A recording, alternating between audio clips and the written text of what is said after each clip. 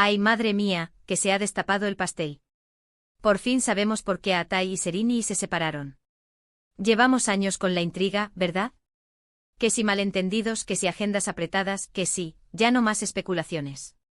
Parece que ahora sí que nos han soltado la bomba, y no es moco de pavo lo que se cuenta. Lo que yo he estado escuchando, y créanme, esto viene de fuentes bastante jugositas, es que la cosa no fue tan amistosa como nos vendieron.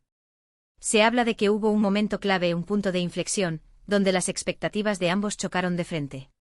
Serini, con todo este boom de su carrera internacional, estaba en otra onda, ¿me explico?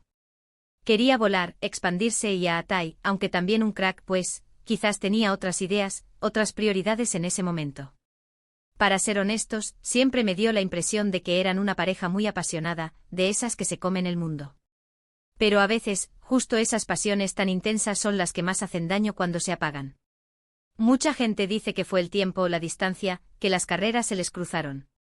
Y sí, eso seguro que influyó, no digo que no. Pero yo sospecho que hubo algo más personal, algo más profundo que no nos han contado. ¿Os acordáis de cuando salían fotos de ellos?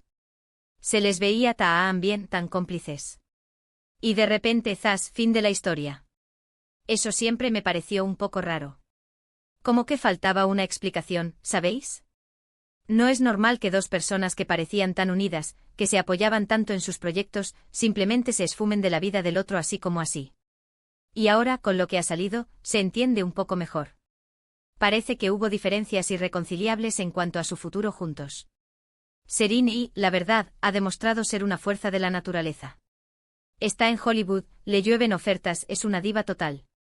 A Atai también, no nos equivoquemos, pero quizás él sentía que su vida estaba más anclada en Turquía, en su círculo, en lo que ya conocía. Y cuando uno quiere cruzar el charco y el otro prefiere quedarse en casa, pues es complicado. Lo que yo creo que está pasando ahora es que ambos están un poco hartos de que se siga especulando. Ya han pasado años, ¿no?